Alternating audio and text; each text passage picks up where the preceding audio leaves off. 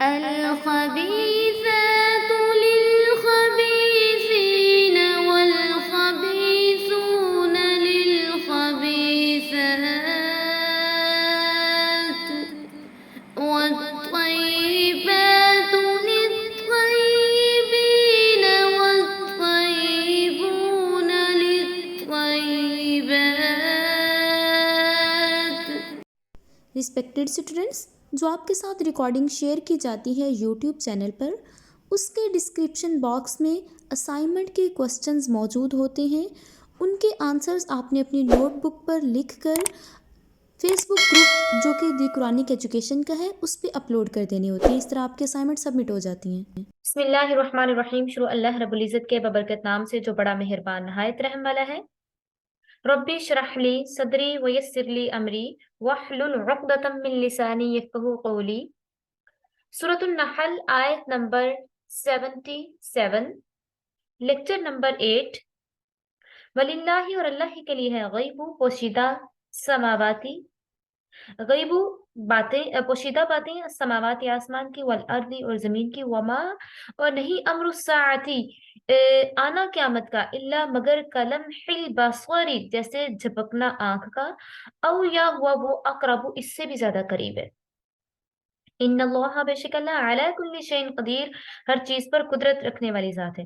واللہ اخرجکم، اور اللہ تمہیں نکالتا ہے، من سے بطون امہاتکم، تمہاری ماں کے پیٹ میں سے، لا تعلمون، تم نہیں جانتے، شیئن کچھ بھی، ویجعل، اور اس نے بنا دیا، لکم تمہارے لیے، السمع کان، والابصار اور آنکھیں، والافئدہ اور دل، لعلکم تاکہ تم تشکرون شکر ادا کرو. اولم یرو، کیا انہوں نے نہیں دیکھا، الی الطیر پرندوں کی طرف، مسخرات حکم کے پابند ہیں، فی میں جب السماء آسمان کی فضا میں، ما نہیں، یمسکہن تھامتا انہیں، الا اللہ سوائے اللہ کے، ان بے شک فی میں یہ، ذالکہ اس، آیات نشانیاں ہے، لقومی لوگوں کے لیے، یؤمنون جو ایمان لاتے ہیں.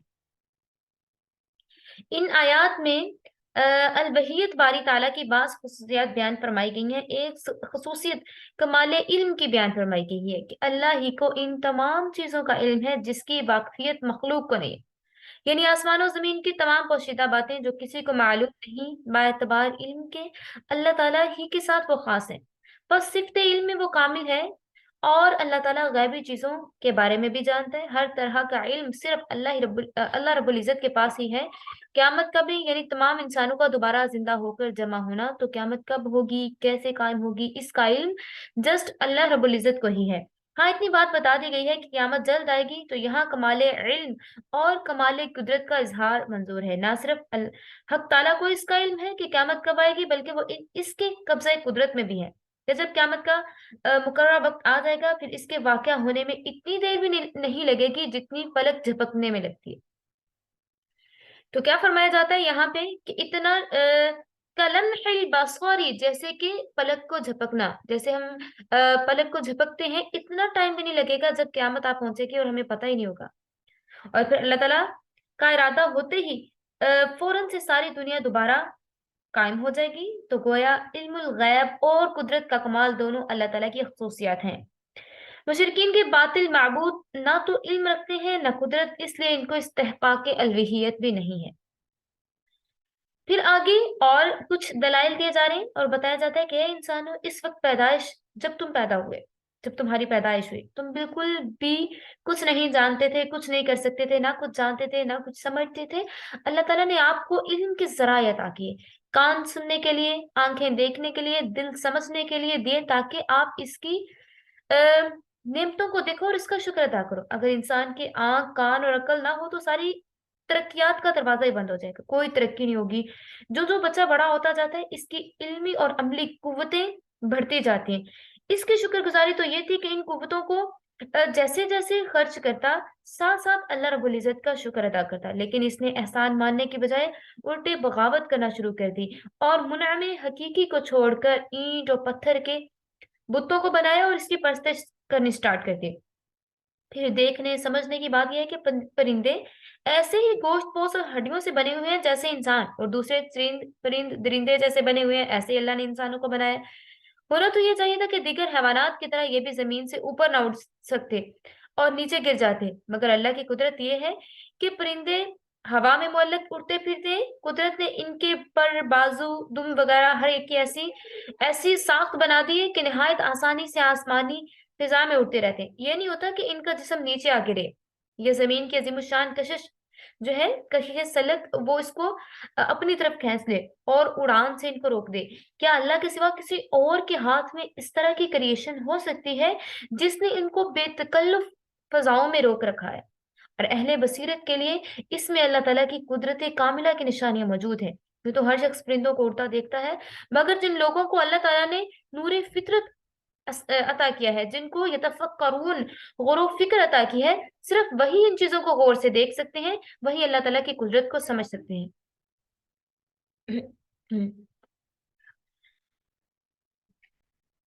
واللہ، اور اللہ جعل، اس نے بنا دیا، لکم تمہارے لیے، من سے، بیوتکم تمہارے گھروں کو، سکنن رہنے کی جگہ، وجعل، اور بنایا، لکم تمہارے لیے، من جلودی، کھالوں سے، نعامی، جانوروں کی، بیوتن گھر، تستخفونہا، تم ہلکا پاتے ہو انہیں، یوم ذعنکم، اپنے کوچ کے دن، ویوم، اور دن اقامتکم، اپنے قیام کے، ومن اصوافہا، اور اس کی اون، واوبارہا، اور ان کی پشم، واشعارہا، اور ان کے بال، اثاثاً، سامان ہے، ومتاعاً، اور آپ کے یوز کرنے کی چیزیں ہیں، برتنے کی چیزیں ہیں، یوز کرنے کی چیزیں ہیں، الى حین، ایک وقت تک کے لیے۔ واللہ، اور اللہ نے، جعل، بنا دیا، لکم تمہارے لیے، مما سے، جو خلق اور پیدا کیا، ظلالاً، سائے، وجعل، اور بنایا، لکم تمہارے لیے، من الجبال، پہاڑوں کو، اکناناً، رہنے کی جگہ، اور آپ کے لیے پہاڑوں کو اللہ تعالیٰ نے رہنے کی پناہ گاہیں بنا دیا، وجعل، اور بنایا، لکم تمہارے لیے، سرابیلا، کرتے، تقیکم الحر، جو کہ آپ کو تمہیں بچاتے ہیں گرمی سے، وسرابیلا، اور کرتے، تقیکم، اور تمہیں بچاتے ہیں، بأسکم، تمہاری لڑائی، کذالک، اسی طریقے سے، یتم، مکمل کرتا ہے، نعمتہ، اپنی نعمت، علیکم لعلکم تسلمون، اللہ تعالیٰ اسی طرح سے آپ پر اپنی نعمتیں پوری کرتا ہے تاکہ آپ فرما بردار بن جاؤ۔ فَإِن تَوَلَّوْا، پس اگر یہ منہ پھیریں گے، فَإِنَّمَا، پس کہہ دیجئے، عَلَيْكَ الْبَلَاغُ الْمُبِينُ، آپ کے ذمہ تو صرف پہنچا دینا ہے، صاف صاف کھول کے پہنچا دینا ہے۔ يَعْرِفُونَ نِعْمَةَ اللَّهِ، اور وہ لوگ اللہ تعالیٰ کو پہچانتے ہیں، ثُمَّ يُنْكِرُونَهَا، پھر اس کے منکر ہو جاتے ہیں، وَأَكْثَرُهُمْ هُمُ الْكَافِرُونَ، اور ان میں سے اکثر جو ہیں وہ انکار کرنے والے ہیں۔ تو ہم نے پچھلی آیات میں یہ ڈسکس کیا کہ انسان کی پیدائش کو اللہ تعالیٰ نے اس طرح سے انسان کی پیدائش کی کہ اس کو اللہ تعالیٰ نے ماں کے پیٹ سے اس حال میں پیدا کیا، نہ تو وہ کچھ جانتا تھا، نہ سمجھتا تھا، پھر اللہ نے اس کو ذریعہ علم سے، جن چیزوں کے ذریعے سے ہم علم حاصل کر سکتے ہیں، یعنی آنکھ، کان، دل و دماغ عطا کیے، اور پھر اللہ تعالیٰ نے اس کے ساتھ ساتھ اس کو آسائشیں بھی، اسباب زندگی بھی عطا کر دیے۔ چنانچہ ان آیات میں ایسے ہی متعدد انعامات اور احسانات کا ذکر فرمایا جا رہا ہے۔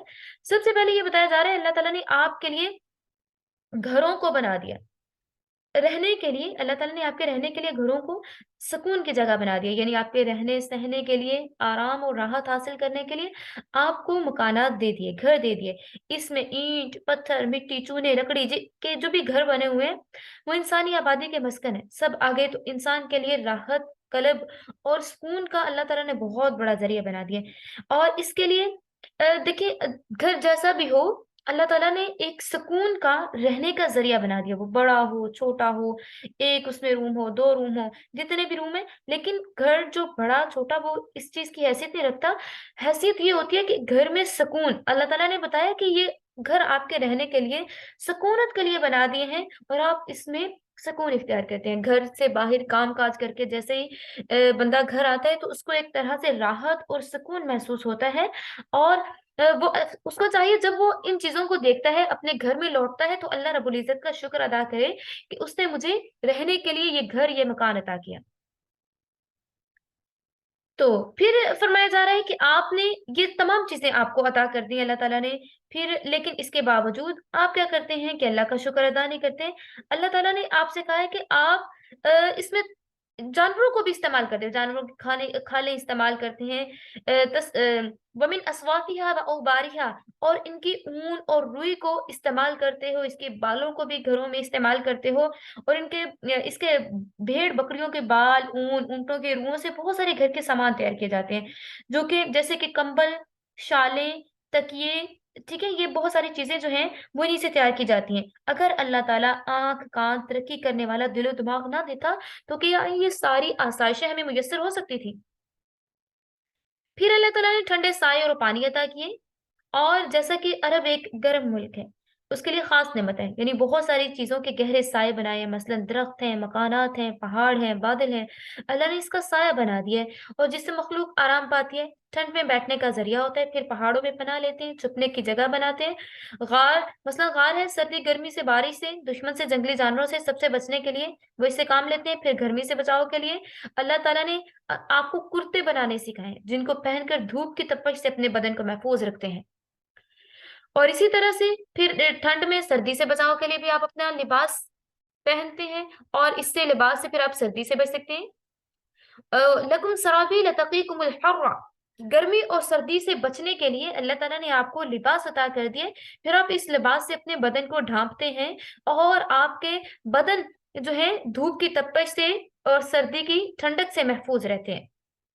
چاہیے تو یہ کہ جب بھی ان چیزوں کو دیکھیں تو اللہ رب العزت کا شکر ادا کریں، لیکن احسان فراموش جو ہیں وہ اللہ کا شکر ادا نہیں کرتے۔ آگے رسول اللہ صلی اللہ علیہ وآلہ وسلم کو خطاب کر کے ارشاد فرمایا جا رہا ہے، اگر اس قدر احسانات کو سن کر بھی یہ لوگ اللہ کے سامنے نہ جھکیں تو آپ کچھ بھی غم نہ کھائیے، آپ اپنا فرض ادا کر چکے ہیں، کھول کھول کر تمام ضروری باتیں سنا دی گئی ہیں، آگے ان کا معاملہ اللہ کے سپرد کر دیجیے۔ بے شک بعض بندے شکر گزار بھی ہیں، لیکن اکثروں کا حال یہ ہے کہ اللہ تعالیٰ کے انعامات کو دیکھنے، اس کے احسانات کو سمجھنے کے باوجود وہ اللہ تعالیٰ کا شکر ادا نہیں کرتے۔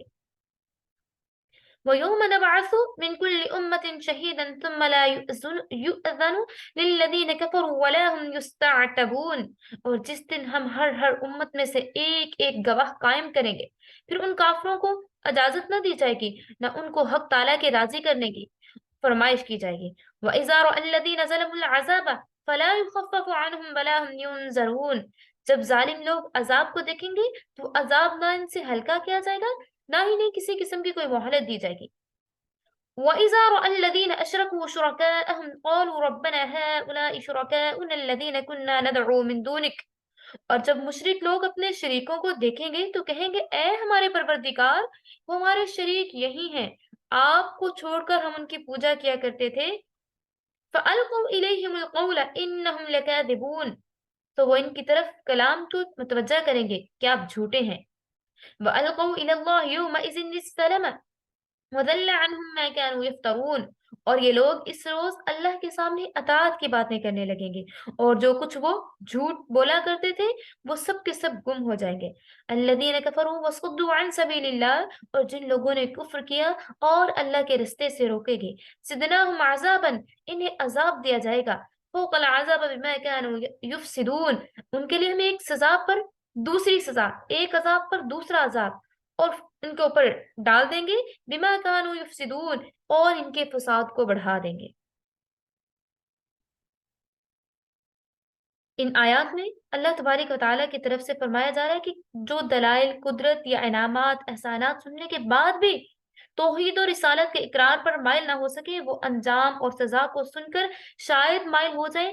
اس لیے ان آیات میں کفار و مشرکین کو سنایا جاتا ہے کہ یاد رکھیے وہ دن بھی آنے والا ہے جب تمام اگلی پچھلی امتیں احکم الحاکمین کی آخری عدالت میں کھڑی ہوں گی، اور ہر امت کا نبی یا جانشی، نبی بطور گواہ کھڑا کیا جائے گا، تاکہ اپنی امت کے نیک و بد، فرما بردار اور عاصی کی نسبت شہادت دے کہ کس نے کیسا معاملہ کیا، حق کے پیغام اور پیغمبر کے ساتھ کیا انہوں نے سلوک کیا۔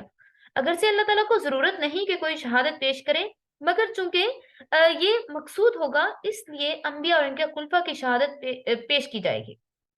انبیاء کہیں گے کہ اے رب العالمین، ہم نے تیرا حکم پہنچا دیا مگر انہوں نے نہ مانا، شرک و معصیت میں مبتلا رہے۔ اس وقت منکرین کو اجازت نہ ہوگی کہ وہ کچھ لب کشائی کر سکیں، کچھ کہہ سکیں، تو اب پھر ان کے پاس توبہ کا وقت بھی نہیں ہوگا، لیکن پھر بھی وہ کیا کہیں گے، وہ اپنی طرف سے لیم ایکسکیوزز دینا سٹارٹ کر دیں گے کہ اے اللہ، اس نے مجھے گمراہ کیا تھا، اس نے مجھے گمراہ کیا تھا، میرا فلاں دوست تھا جو مجھے گانوں کی طرف متوجہ کرتا تھا، میرا فلاں دوست تھا جو مجھے ان چیزوں کی طرف متوجہ کرتا تھا، اس لیے میں یہ کام نہیں کر پایا، اس لیے میں ان اپنی ایکٹیویٹیز میں گم رہا، اور میں نے اس لیے آپ کی اطاعت نہ کی، اس لیے میرے سے یہ جو احکامات تھے وہ اسکپ ہوتے رہے، تو اللہ تعالیٰ تب ان کی کوئی بات نہیں سنی جائے گی، اور وہ اس طرح سے ہوگا، اتنے خوف زدہ ہوں گے کہ تمام اہل محشر خوف زدہ ہو کر گھٹنوں کے بل گر پڑیں گے، اور اس وقت جہنم اپنی زبان سے باواضح بلند اعلان کرے گی کہ میں نے ہر ایک سرکش ضدی کے لیے سزا مقرر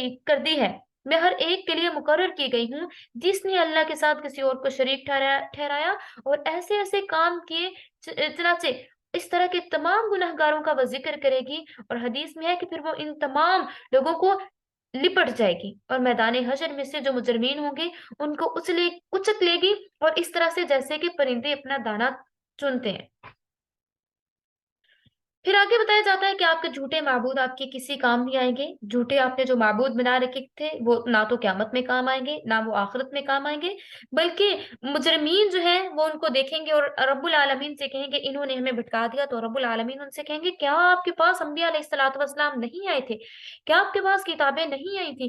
کیا آپ کے پاس انبیاء علیہ السلام کے بعد آنے والے ہمارے متقین اور پرہیزگار لوگوں نے آپ تک دین کی باتیں نہیں پہنچائی تھی؟ اس کے باوجود اگر آپ نے علم نہیں کیا، اس پہ عمل، علم ہونے کے باوجود اگر آپ نے اس پہ عمل نہیں کیا، تو اب آپ کو اس کی سزا ضرور بضرور دی جائے گی، اور ایک عذاب کے اوپر دوسرے عذاب کو چڑھا دیا جائے گا۔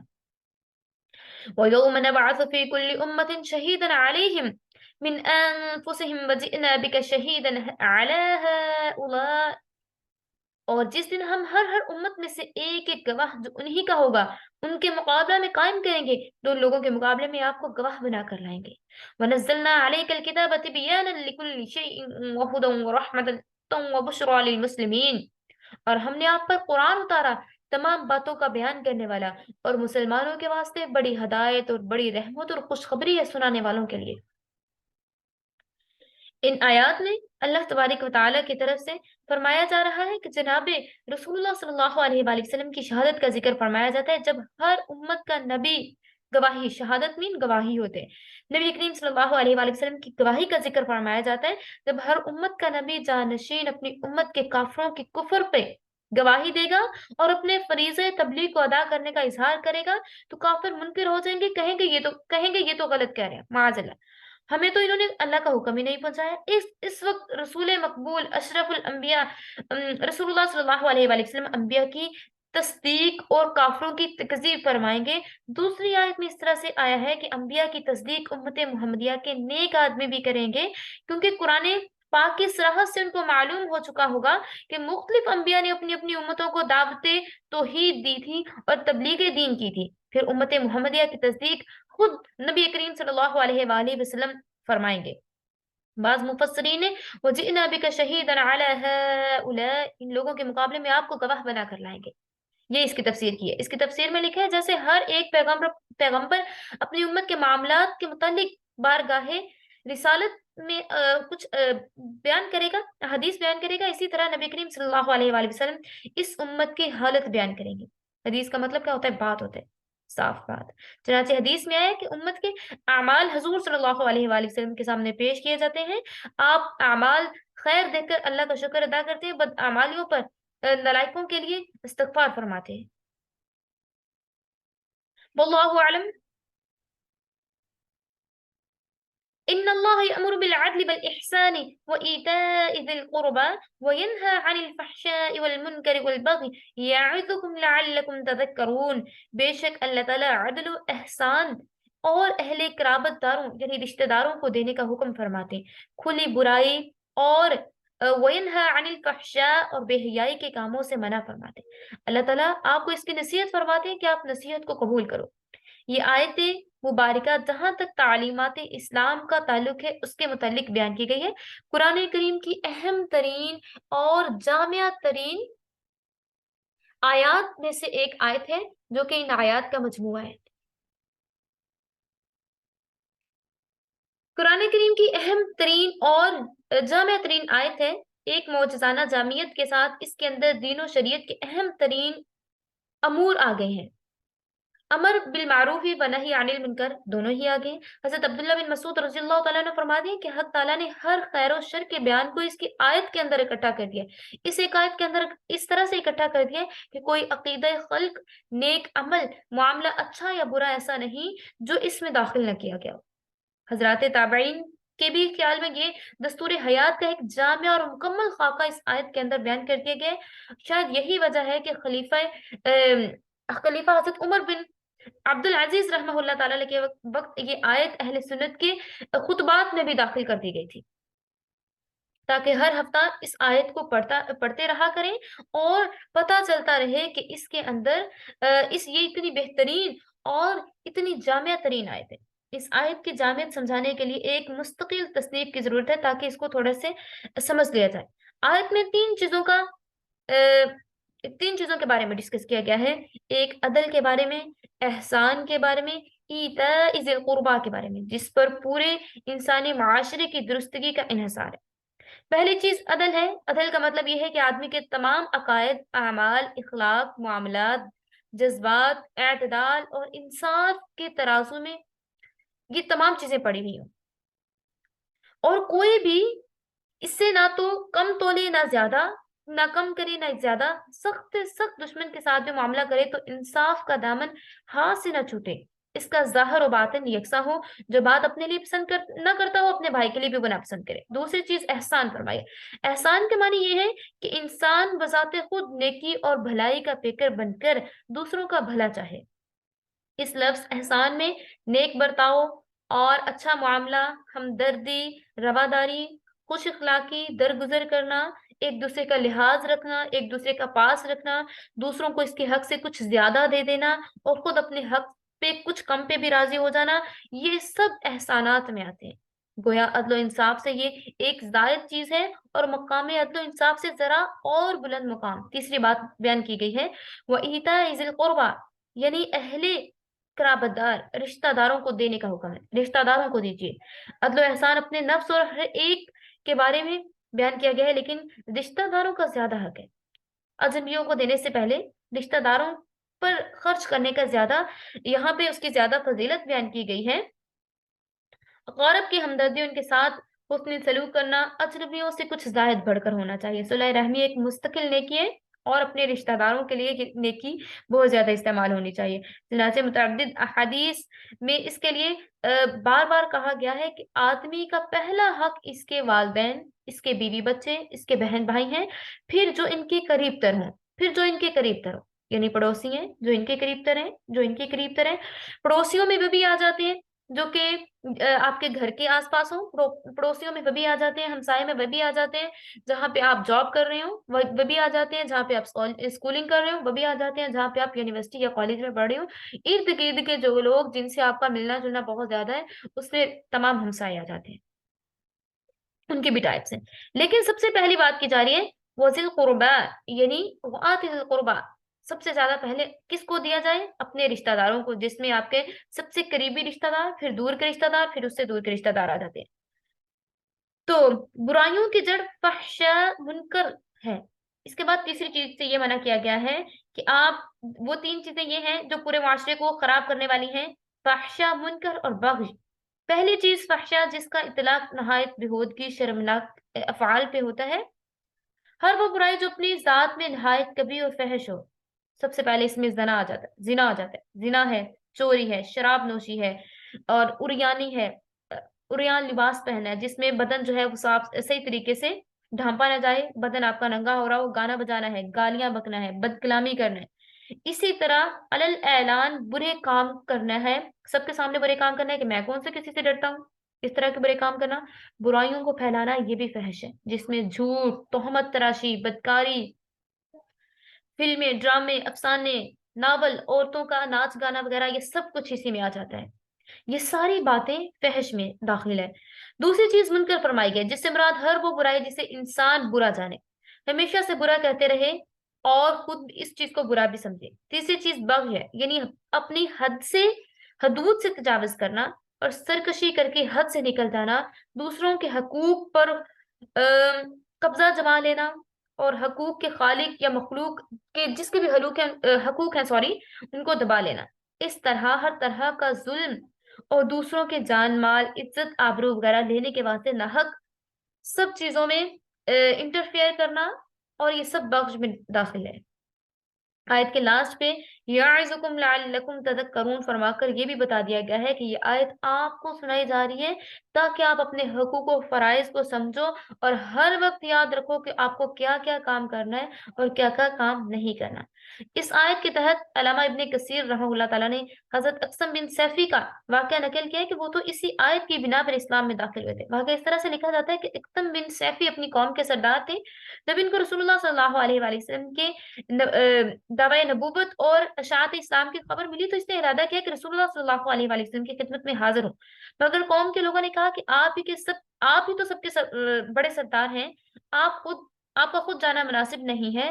اس پر اقسم نے کہا کہ اچھا تو قبیلے کے 2 آدمی منتخب کر کے جو بھی وہاں جانا چاہیں جائیں اور حالات کا جائزہ لے کر مجھے بتائیں۔ چنانچہ یہ دونوں قاصد رسول اللہ صلی اللہ علیہ وآلہ وسلم کی خدمت میں حاضر ہوئے اور عرض کیا کہ ہم اقسم بن سیفی کی طرف سے 2 باتیں دریافت کرنے کے لیے آئے۔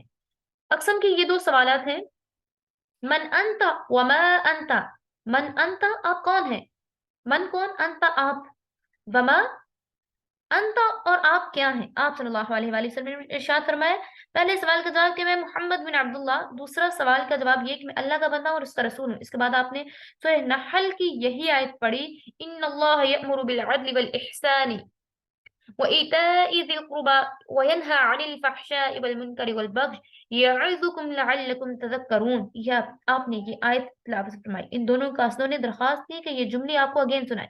آپ اس کی تلاوت فرماتے رہے یہاں تک کہ ان قاصدوں کو یہ آیت زبانی یاد ہو گئی۔ قاصد واپس گئے اقسم بن سیفی کے پاس اور بتایا کہ ہم نے پہلے سوال میں یہ چاہا تھا کہ آپ کا نسب معلوم کریں، مگر آپ نے اس پر زیادہ توجہ نہ دی، صرف اپنے والد کا نام بتایا، مگر جب ہم نے آپ سے دوسروں کے نسب کی تحقیق معلوم کی تو آپ وہ تو بڑے عالیشان نسب والے ہیں۔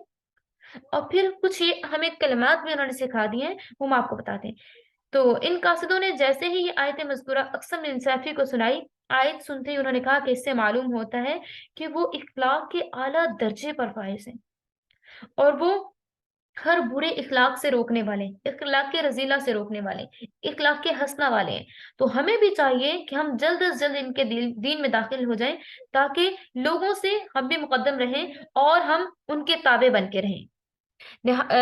قرآن کریم کی ایک نہایت جامع ترین آیت ہے جس میں پوری اسلامی تعلیمات کو معجزانہ طریقے پر چند الفاظ میں سمو دیا گیا ہے، اور غور کیا جائے تو اس آیت میں جو 6 احکامات بتائے گئے ہیں اور اگر ان پر عمل کر لیا جائے تو انسان کی زندگی میں فلاح اور کامیابی ہی کامیابی ہے۔ وَأَوْفُوا بِعَهْدِ اللَّهِ إِذَا عَاهَدتُّمْ وَلَا تَنقُضُوا الْأَيْمَانَ بَعْدَ تَوْكِيدِهَا وَقَدْ جَعَلْتُمُ اللَّهُ عَلَيْكُمْ كَفِيلًا إِنَّ اللَّهَ يَعْلَمُ مَا تَفْعَلُونَ۔ اور تم اللہ کے عہد کو پورا کرو جب تم اس کو اپنے ذمہ کر لو، اور قسموں کو بعد میں ان کے مستحکم کرنے پر ان کو مت توڑو، اور تم اللہ تعالیٰ کو بھی گواہ بنا چکے ہو، بے شک اللہ تعالیٰ کو معلوم ہے جو کچھ تم کر رہے ہو۔ وَلَا تَكُونُوا كَالَّتِي نَقَضَتْ غَزْلَهَا مِن بَعْدِ قُوَّةٍ أَنكَاثًا۔ اور تم اس عورت کے مشابہ مت بنو جس نے اپنی سوت کو کاٹا اور پیچھے پیچھے بوٹی بوٹی کر کے اس کو نوچ ڈالا۔ تَتَّخِذُونَ أَيْمَانَكُمْ دَخَلًا بَيْنَكُمْ أَن تَكُونَ أُمَّةٌ مِّنْ أَرْبَىٰ مِنْ أُمَّةٍ۔ تم اپنی قسموں کو آپس میں فساد ڈالنے کا ذریعہ بنانے لگو تو محض اس وجہ سے کہ ایک گروہ دوسرے گروہ سے بڑھ جائے۔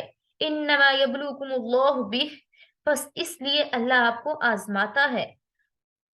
وَلَيُبَيِّنَنَّ لَكُمْ يَوْمَ الْقِيَامَةِ مَا كُنتُمْ فِيهِ تَخْتَلِفُونَ۔ اور جن چیزوں میں تم اختلاف کرتے رہے، قیامت کے دن ان سب چیزوں کو تمہارے سامنے ظاہر کر دیا جائے گا، اور وہ تمام کی تمام چیزیں آپ کے سامنے کھول کر بیان کر دی جائیں گی اور ان تمام چیزوں کو آپ کے سامنے ظاہر کر دیا جائے گا۔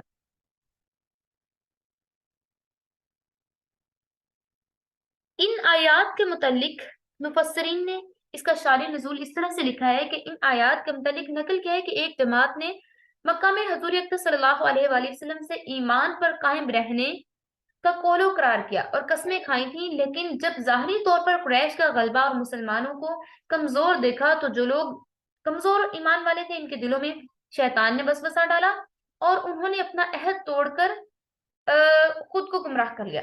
یہ اس طرح سے بھی کہہ سکتے ہیں کہ شیطان نے ان کے دل میں وسوسے ڈالے اور شیطان نے ان سے عہد توڑوا کے ان کو گمراہ کرنا چاہا۔ ان کو پائے عہد پر ثابت قدم رکھنے کے لیے یہ ہدایت آمیز حکم نازل ہوا۔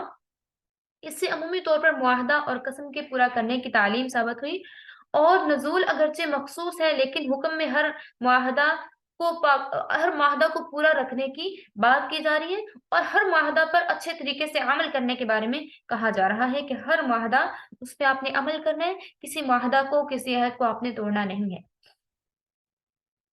یہاں پر 3 قسم کے معاہدے اور ان کی پابندی کی اہمیت کو بیان کیا گیا ہے۔ یہاں ترتیب کے ساتھ 3 قسم کے معاہدے اور ان کی اہمیت کے لحاظ سے الگ الگ بیان کر کے ان کی پابندی کا حکم دیا گیا۔ ایک وہ عہد جو انسان نے اللہ کے ساتھ باندھا ہوا ہے اور یہ اپنی اہمیت میں سب سے بڑھ کر ہے۔ دوسرا وہ عہد جو انسان ایک یا دوسری جماعت سے کرتا ہے، ایک انسان سے یا دوسرے انسان سے کرتا ہے، اور اس پر اس نے اللہ کی قسم کھائی ہوئی ہو، یا کسی نہ کسی طور پر اللہ کا نام لے کر اپنی بات کی پختگی کا یقین دلایا ہو، یہ دوسرے درجے کی اہمیت رکھتا ہے۔ تیسرا وہ عہد و پیمان جو اللہ کا نام لیے بغیر کیا گیا، اس کی اہمیت اوپر دونوں قسموں کے بعد بیان کی گئی ہے، لیکن پابندی ان سب کی ضروری ہے، اور خلاف ورزی ان میں سے کسی اور کی۔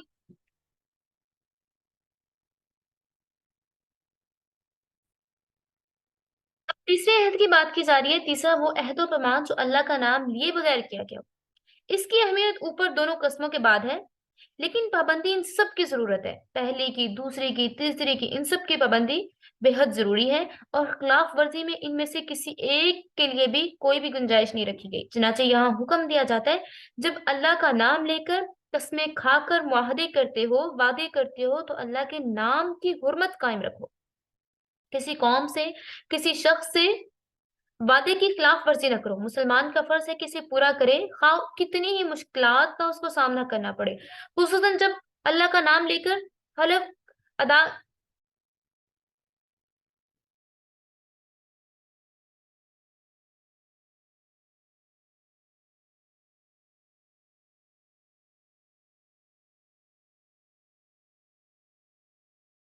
اسے چاہیے کہ جب بھی خصوصاً جب اللہ کا نام لے کر اور حلف اٹھا کر معاہدہ کرے تو اس کو چاہیے کہ کبھی بھی اس کو نہ توڑے۔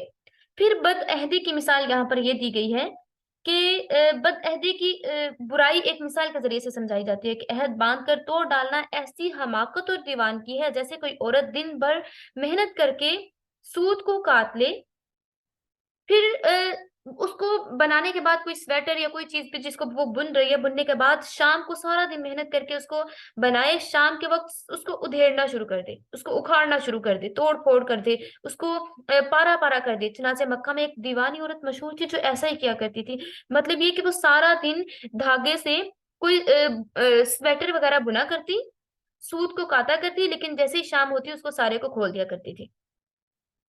تو اس لیے یہاں پہ یہ اگزامپل دی گئی ہے کہ ان کی مثال اس طرح سے ہے۔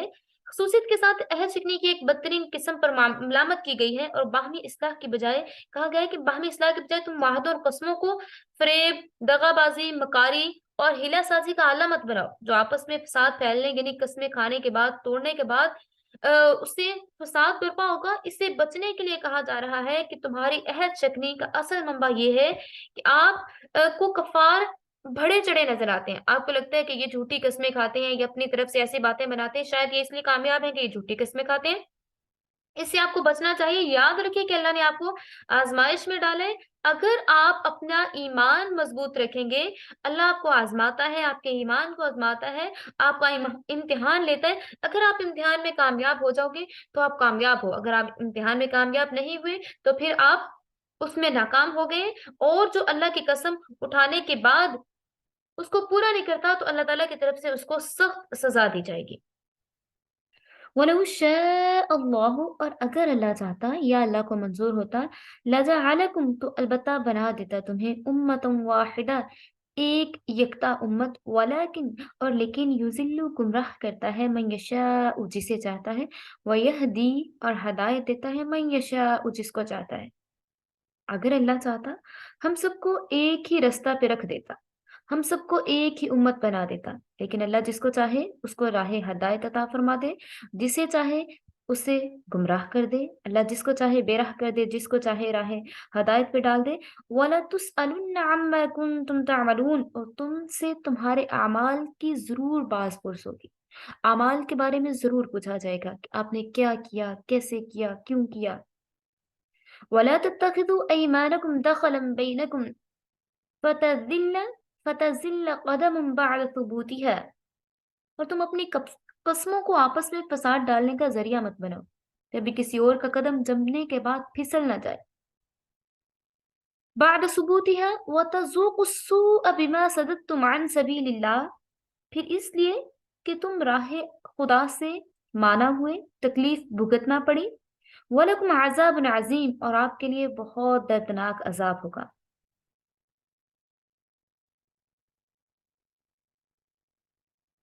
وَلَا تَشْتَرُوا, اور نہ بیچو, بِعَهْدِ اللَّهِ ثَمَنًا قَلِيلًا, اور تم اللہ تعالیٰ کے عہد کو تھوڑی سی قیمت یا تھوڑے سے فائدے کے لیے نہ اس کو بیچو. انما بشک عند اللہ, اللہ کے نزدیک ہوا وہ خیر, بہتر ہے, لکم تمہارے لیے, ان کنتم تعلمون, جو تم سمجھنا چاہتے ہو, وہ اللہ کے لیے تمہارے لیے بہتر ہے.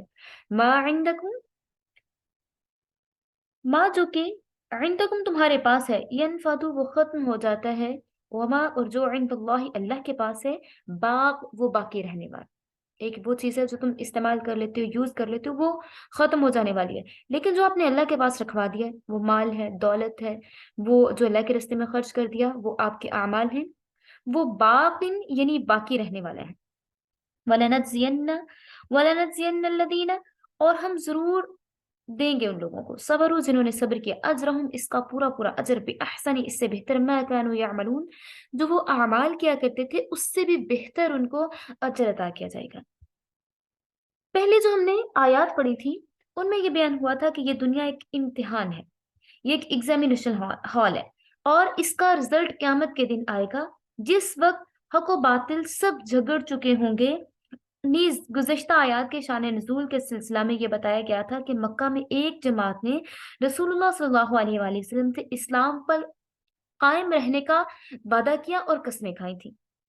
لیکن پھر کیا کیا, ان کا جیسے ہی شیطان نے ان کے دلوں میں وسوسے ڈالے تو ان کا ایمان جو تھا وہ ایک طرح سے ان کا نا ختم ہونے لگا. ان کو لگا کہ ہمارا ایمان جو ہے وہ ختم ہونے والا ہے, تو اس لیے وہ آیات گزشتہ آیات نازل ہوئی تھی. ان آیات میں حق و باطل یعنی کفر و اسلام کے اختلاف کا فلسفہ بتایا جاتا ہے. اللہ تعالیٰ کو یہ بھی قدرت تھی کہ اختلاف نہ رہنے دیتا, کسی کا کوئی اختلاف نہ ہوتا, سب ایک ہی امت سے ہوتے, کوئی کسی سے جھگڑتا نہ, سب اللہ کو ماننے والے ہوتے. اگر اللہ تعالیٰ چاہتا تو دنیا بھر کا ایک ہی مذہب, ایک ہی مسلک ہوتا, مگر حکمت الہی کچھ اور تھی. اللہ تعالیٰ حق و باطل کا ساتھ ساتھ رہنا, خیر و شر کا ساتھ ساتھ چلنا قانون الہی کے مطابق, کہ دونوں چیزیں اکٹھی ہو رہی ہیں. حق و باطل, خیر و شر, یہ ہر جگہ ہوتا ہے, ازل سے ہے اور ابد تک رہے گا, یہ قانون الہی ہے. اگر دنیا میں سب حق پر ہو جائیں, شر کا وجود عالم سے مٹ جائے, تو دنیا جو ہے وہ ایک طرح سے ختم ہو جائے گی, درہم برہم اس کا نظام ہو جائے گا, اچھائی برائی کا امتیاز نہیں رہے گا, آدمی معذور ہو جائے گا, دنیا دار ایگزامینیشن ہال میں نہیں رہیں گے, انسانی ارادہ مختار نہیں رہے گا, مجبور ہو جائے پھر قیامت میں کسی سے باز پرس نہ ہوگی. اس لیے ان آیات میں بتایا جاتا ہے اگر اللہ چاہتا تو سب کو ایک گروپ بنا دیتا, سب کا عقیدہ مذہب ایک ہو جاتا, مگر حق و باطل کا یہ اختلاف بھی اللہ کی طرف سے ہے. گمراہی ہدایت تو اس کے دستے قدرت میں ہے, جس کو چاہتا ہے وہ ہدایت دے دیتا ہے, جس کو چاہتا ہے گمراہ چھوڑ دیتا ہے. لیکن اس کے لیے کہا گیا ہے کہ جو ایفرٹ کرے گا, جو اللہ کو مانے گا, جو اللہ کے لیے اس چیز کی چاہت رکھے گا. ٹھیک ہے, ایک حدیث قدسی ہے, کمپلیٹ تو نہیں, تھوڑی سی میں آپ کے ساتھ شیئر کروں. حدیث قدسی اس کا مفہوم یہ ہے کہ اے ابن آدم, ایک تیری چاہت ہے اور ایک میری چاہت ہے. اگر تو اس کے اکارڈنگ چلے گا, جو میری چاہت ہے یعنی اللہ رب العزت کی چاہت ہے, تو تجھے وہ ملے گا جو تیری چاہت ہے. دنیا بھی اس کو مل جائے گی, آخرت بھی اس کو مل جائے گی. تو کیا اس کے لیے ہوگا؟ اللہ کی چاہت کیا ہے؟ اللہ کی چاہت یہ ہے کہ ہم اس کے بتائے ہوئے طریقے پر چلیں. اس نے جو ہم تک احکامات پہنچا دی ہے, کتاب پہنچا دی ہے, سنت پہنچا دی ہے, احادیث پہنچا دی ہیں, ان کے اکارڈنگ چلیں گے تو راہ ہدایت پہ ہوں گے.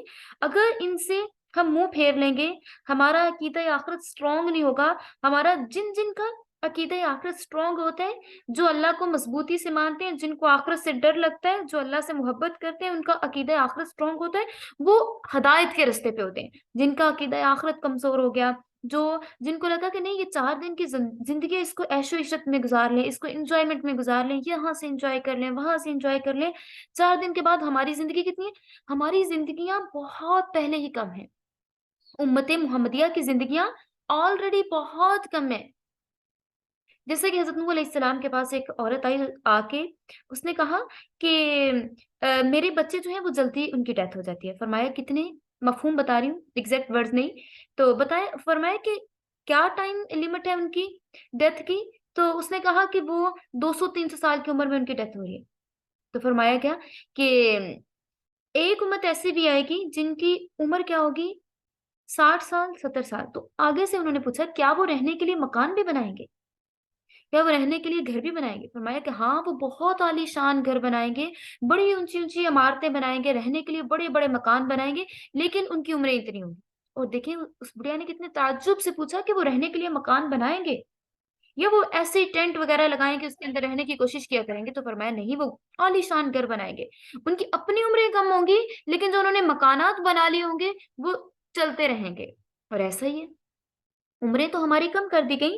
ہماری ایج کتنی ہے؟ ہماری جو جنریشن چل رہی ہے اس کی ایج بعض کے مطابق ہے 60 50، اتنی ایج ہے. آدھی سے آدھی عمر گزار چکے.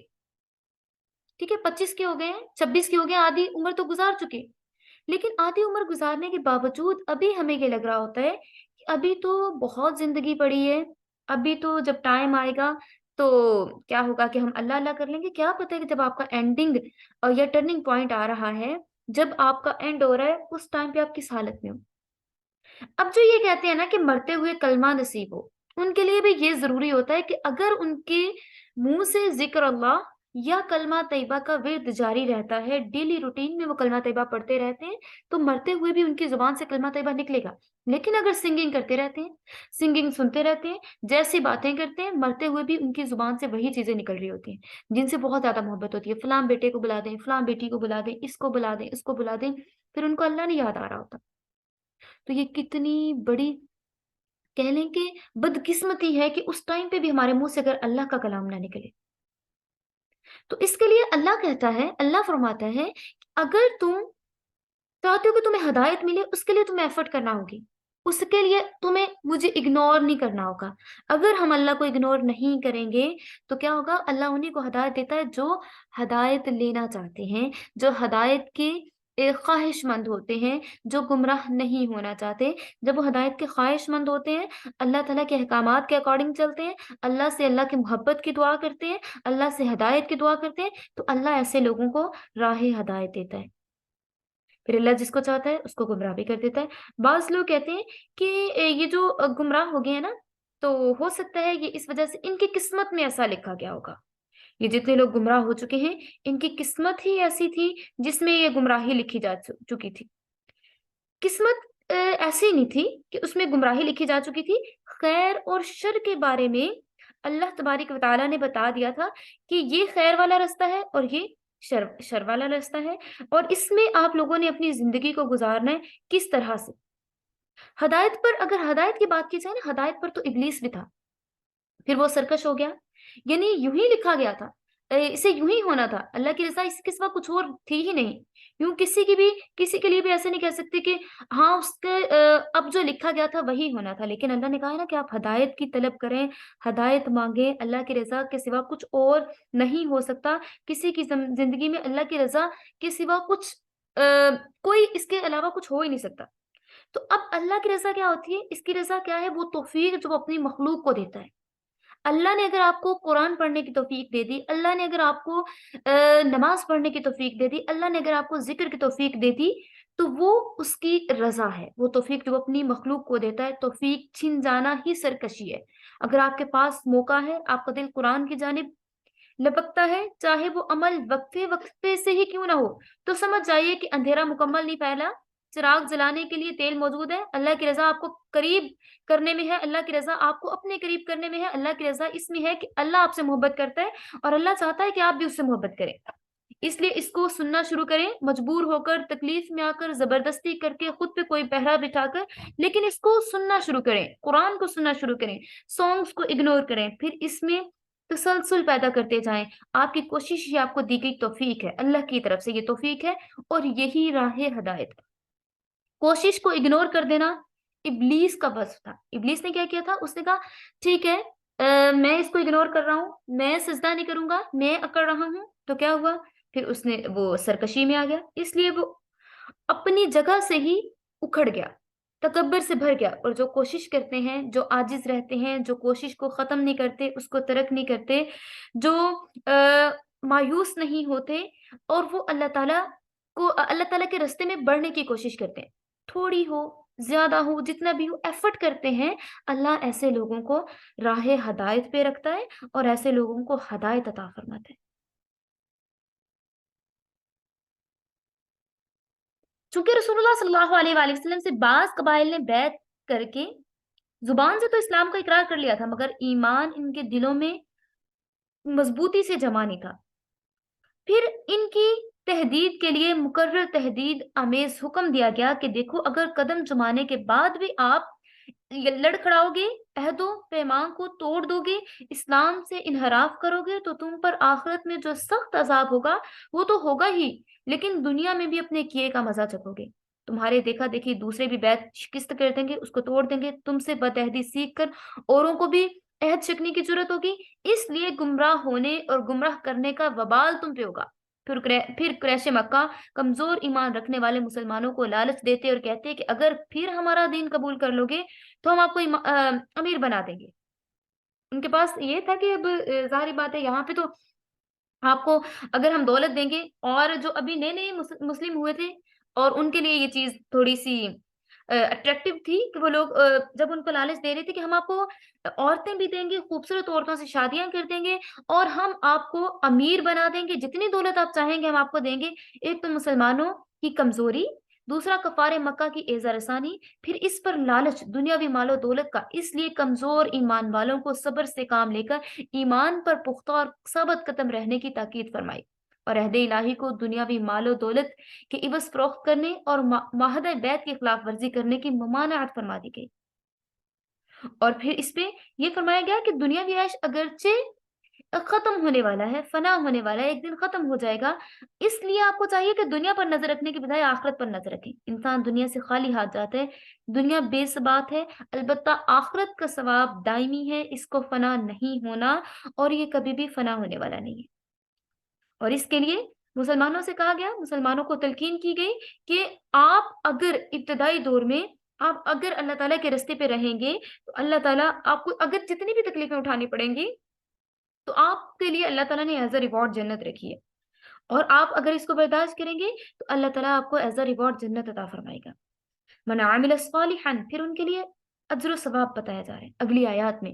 من عامل صالحا، اور جن لوگوں نے صالح عمل کیے، جنہوں نے اچھے اعمال کیے اور جنہوں نے نیک اعمال کیے۔ من عمل صالحا من ذکر او انثى وهو مؤمن، اگر کسی نے اچھے اعمال کیے ہیں، وہ مرد ہے یا عورت ہے، وہ صاحب ایمان ہے، من ذکر مرد ہو او انثى یا پھر عورت ہو، وہو جبکہ وہ مؤمن مومن ہو، جس نے اچھے اعمال کر لیے اور وہ مومن ہو، فلنحيينه، تو ہم ضرور زندگی دیں گے اس کو، حیاتن زندگی کو، شبتن پکیزہ، وَلَنَجْزِيَنَّهُمْ اور ہم انہیں ضرور دیں گے، اجرہم ان کا اجر، بیحسن اس سے بہت بہتر، ما كانوا يعملون جو وہ کیا کرتے تھے۔ فَإِذَا قَرَأْتَ الْقُرْآنَ، بس جب تم قرات کرو یا تم پڑھو قرآن کو، فَاسْتَعِذْ تو پناہ مانگ لیا کرو، جب بھی تم قرآن کو پڑھو تو بس تم پناہ مانگ لیا کرو، کس کی پناہ میں آنا ہے آپ نے؟ اللہ تبارک و تعالیٰ کی پناہ میں آنا، باللہ اللہ کی، من الشیطان الرجیم شیطان مردود کے شر سے اللہ کی پناہ میں آ جایا کرو۔ انہو بے شک وہ، لیسا نہیں ہے، لہو اس کے لیے سلطان کوئی زور، علی الذین ان لوگوں پر، آمنو جو ایمان لائے، وعلی ربہم یتوکلون، بے شک شیطان مردود کا زور ان لوگوں پر نہیں ہے جو اللہ پر ایمان لائے اور جنہوں نے اپنے رب پر بھروسہ کیا، جو اپنے رب پر بھروسہ رکھتے ہیں، جو ایمان والے ہیں، جن کا ایمان سٹرونگ ہے، شیطان کبھی بھی ان پر حاوی نہیں ہو سکتا، شیطان کا کبھی بھی ان لوگوں پہ زور نہیں چل سکتا۔ انما سوائے سلطانہ اس کا زور علی الذین ان لوگوں پر چلتا ہے یتولونہ جو اس کو دوست بناتے ہیں والذین اور وہ لوگ جو ہم بھی مشرکون جو اس کے ساتھ مل کے شریک ٹھہراتے ہیں اللہ رب العزت کے ساتھ، تو اس کا زور انہی لوگوں پر چلتا ہے۔ اور اس کے بارے میں کہا جاتا ہے کہ جو حصار کر لیتا ہے یا پھر جو اذکار پڑھتا ہے صبح و شام کے، شیطان اس کے پاس نہیں آتا۔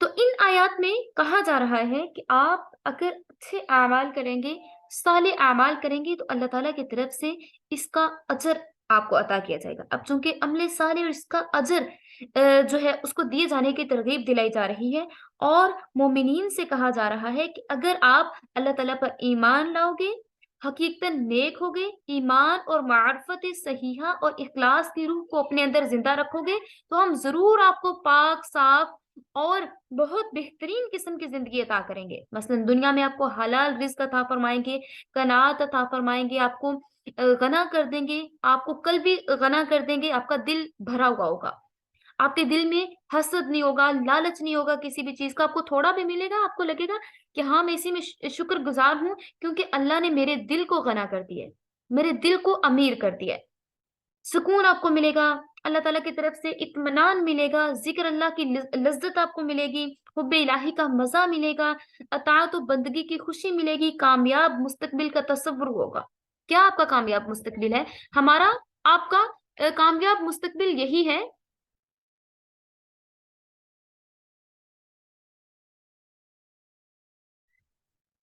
میرا اور آپ کا کامیاب مستقبل کیا ہے؟ ہمارا فیوچر کیا ہے؟ ہم اس فیوچر کو سوچتے ہیں جب ہم قرآن پڑھتے ہیں، اس کی تفسیر پڑھتے ہیں، ہم یہ فیوچر سوچتے ہیں کہ ہمیں ایز اے ریوارڈ جنت ملے گی، اور ہمارا سب کا ہم سب جنت میں ایک دوسرے کے پڑوسی ہوں گے۔ تو جو اعمال صالحہ کرتے ہیں، جو اللہ تعالیٰ کے لیے چھوٹی چھوٹی نیکیاں کرتے ہیں، بڑی بڑی نیکیاں کرتے ہیں، چھوٹی چھوٹی ایفرٹس کرتے ہیں، تو ان کا یہ ایک ذہن بنا ہوا ہوتا ہے کہ اللہ تعالیٰ ان کو اس کا ریوارڈ دیں گے، اور اللہ تعالیٰ پھر ان کے لیے دنیا کو بھی اچھا کر دیتے ہیں، اور اللہ تعالیٰ ان کے لیے آخرت کو بھی بہترین بنا دیتے ہیں۔ اور اسی طرح سے ایک بزرگ کا قول میرے ذہن میں آ گیا کہ اگر سلاطین کو خبر ہو جائے کہ شب بیداروں کو رات کے اٹھنے میں کیا دولت اور لذت حاصل ہوتی ہے، تو اس کے چھیننے کے لیے اسی طرح لشکر کشی کریں گے جیسے کہ کسی بھی ملک پہ فتح حاصل کرنے کے لیے کرتے ہیں۔ اگر کسی کو یہ خبر ہو جائے کہ جو تہجد میں اٹھ کے جو دولت حاصل کرتے ہیں، جو لذت حاصل کرتے ہیں، وہ اس کو بھی چھیننے کی کوشش کیا کریں گے۔ بہرحال مومنین اور متقین کی پاکیزہ زندگی اسی دنیا سے سٹارٹ ہو جاتی ہے، قبر میں پہنچ کر اس کا رنگ اور زیادہ نکھر جاتا ہے، اور آخر انتہا اس حیات طیبہ پر ہوتی ہے جس کے متعلق بتایا گیا ہے کہ زندگی بلا موت کے، غنا بالفکر کے، صحت بلا بیماری کے ہے۔ تو حدیث شریف میں ہے خیرکم من تعلم القرآن وعلمہ، تم میں سے بہترین وہ ہے جو قرآن سیکھے اور سکھائے، کیونکہ اب یہاں پہ کیا ہم پڑھ رہے ہیں فَإِذَا قَرَأْتَ الْقُرْآنَ، جب آپ قرآن پڑھنا چاہیں تو شیطان مردود سے اس کی پناہ مانگ لیا کریں جب آپ قرآن کی تلاوت کرنے لگیں۔ اور قرآن کی تلاوت کون کرتے ہیں؟ قرآن کو کون پڑھتے ہیں؟ جو کہ بہترین لوگ ہوتے ہیں، جو کہ سلیکٹڈ لوگ ہوتے ہیں، جن کے لیے اللہ تبارک و تعالیٰ نے رسول اللہ صلی اللہ علیہ وآلہ وسلم کی زبان سے کہلوا دیا کہ تم میں سے بہتر وہ ہے جو قرآن کو سیکھے اور سکھائے۔ تو معلوم ہوا ہے کہ مومن کے لیے قرات قرآن بہترین نیکی ہے، اس لیے یہاں قرات قرآن کے بعض آداب کی بھی تعلیم فرمائی جا رہی ہے تاکہ مومن بے احتیاطی سے اس بہترین کام کا اجر ضائع نہ کر بیٹھے۔ شیطان کی ہمہ وقت یہی کوشش رہتی ہے کہ لوگوں کو نیک کاموں سے روکے، خصوصاً قرات قرآن جیسے نیک کام کو جو تمام نیکیوں کا سرچشمہ ہے۔ کب ٹھنڈے دل سے اس کو یہ گوارا کر سکتا ہے، کب اس کا دل اس چیز پہ مطمئن ہو سکتا ہے کہ مومنین جو ہیں وہ تلاوت کرتے رہیں، وہ قرآن پڑھتے رہیں، تو ضرور اس کی یہ کوشش ہوتی ہے کہ مومن اس سے باز رہے اور اس میں کامیاب نہ ہو، اور ایسی آفات میں مبتلا کر دے جو قرات قرآن کا حقیقی فائدہ حاصل ہونے سے اس کو دور کر دے۔ ان سب شیطانی پلاننگز اور پیش آنے والی خرابیوں سے حفاظت کا یہی طریقہ ہمیں قرآن نے بتایا ہے کہ جب مومن قرات قرآن کا ارادہ کرے تو پہلے سچے دل سے حق تعالیٰ پر بھروسہ کرے، شیطان مردود کی زد سے نکل کر اللہ رب العزت کی پناہ میں آ جائے۔ اصل استعاذہ یعنی پناہ میں آنا تو دل سے ہے، مگر زبان اور دل کو وافق کرنے کے لیے ہدایت کی گئی ہے کہ ابتدائے قرات میں زبان سے بھی اعوذ باللہ من الشیطان الرجیم पढ़ा जाए। आयत में अगरचे खिताब रसूलुल्लाह सल्लल्लाहु अलैहि वसल्लम को है, मगर मुराद खिताब तमाम उम्मत है, क्योंकि रसूलुल्लाह सल्लल्लाहु अलैहि वसल्लम तो महफूज मन अल्लाह थे कि शैतान आपके पास भी नहीं आ सकता था। इसलिए इसमें तमाम अहले इस्लाम को मुखातिब करके कहा जा रहा है कि जब भी आपने कुरान पढ़ना है तो उसके लिए आप सबसे पहले शैतान को धत्कार देंगे और अल्लाह की पनाह में आ जाएंगे। इस तरह आपको कुरान पढ़ने में ज्यादा टेस्ट महसूस होगा और शैतान आपके पास भी नहीं आएगा। उसके लिए आपकी नीयत भी होनी चाहिए कि हाँ, शैतान वाकई मेरे से दूर चला गया। अगर आपकी ये नीयत नहीं होगी तो बेदिली से पढ़ेंगे, बेदिली से कुरान पाक पढ़ेंगे, बेदिली से आउज़ बिल्ला पढ़ेंगे तो शैतान जो है उसको लगेगा कि हाँ, मैं इस पे इज़िली वार कर सकता हूँ, तो वो वार कर सकेगा। दिल से पढ़ेंगे और अल्लाह के प्रोटेक्शन में भी आएँगे।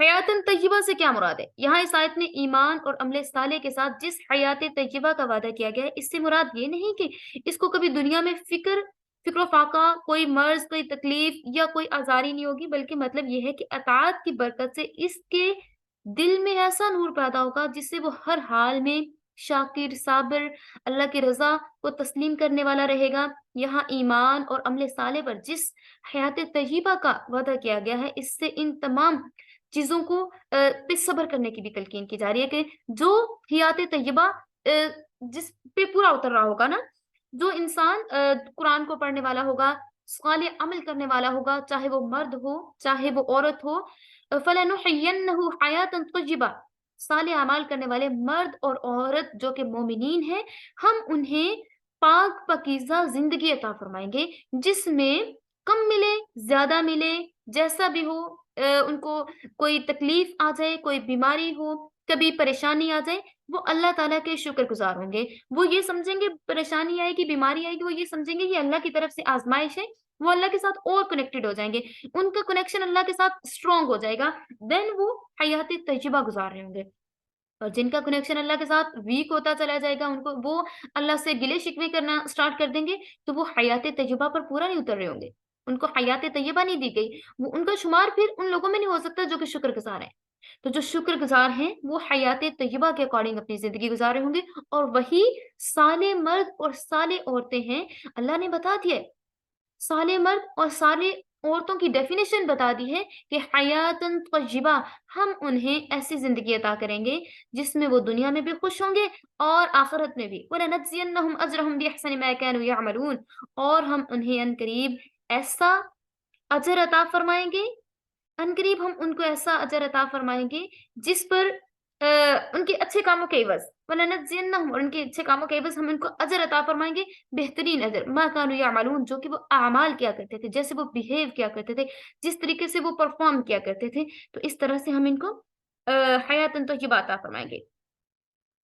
और जो बेसब्र लोग हैं, उनकी गलतफ़हमी भी दूर हो जानी चाहिए। जो ये समझते हैं सच्चाई, दयानत, परहेज़गारी, तक़वा की रवश इख्तियार करने से आदमी की आख़िरत चाहे बन जाती हो, मगर इसकी दुनिया नहीं सँवरती। तो यहाँ इस आयत में इसकी साफ़ तरदीद फ़रमा दी गई है कि ईमान और अमले साले से महज़ आख़िरत ही नहीं बनती, बल्कि दुनिया भी उसकी सँवरती है। और इन आयात की तशरीह ने इस हकीकत को भी रोशन कर दिया है कि अजर आमाल के लिहाज से औरत इस्लाम की नज़र में मर्द से कम नहीं है। अल्लाह ताला ने यहाँ पे दोनों की एफर्ट को सराहा है। अगर मर्द अच्छे अमाल करेगा तो उसको भी पूरा-पूरा अजर मिलेगा, और अगर औरत अच्छे अमाल करेगी तो उसको भी पूरा-पूरा अजर अता किया जाएगा और उसकी ज़िंदगी को भी बेहतरीन बना दिया जाएगा।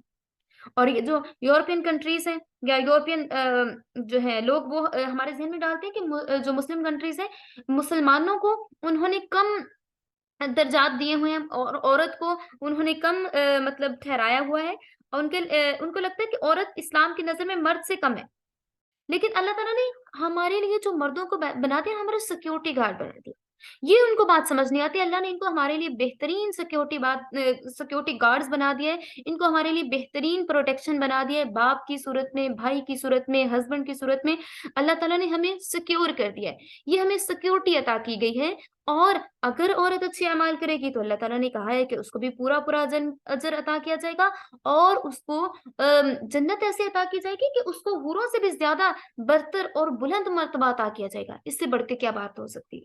कि दुनियावी औरत जो दुनिया में रहेगी, अच्छे अमाल करेगी, तो उसके लिए क्या होगा? वो उसके जो दर्जात होंगे, वो हूरों से भी बढ़ के होंगे। تو اللہ تعالیٰ سے دعا کرتے ہیں کہ اللہ تعالیٰ ہمیں شیطان کے مکر و فریب سے بچائے رکھے، اور اللہ تعالیٰ ہمارے ایمان کی حفاظت فرمائے، اور اللہ تعالیٰ ہمیں ہر طرح کے شر سے محفوظ فرمائے، اور اللہ تعالیٰ ہمیں قرآن کے ساتھ جڑے رہنے اور اس پر عمل کرنے کی توفیق عطا فرمائے۔ وآخر الدعوانا ان الحمد للہ رب العالمین، آمین ثم آمین یا رب العالمین۔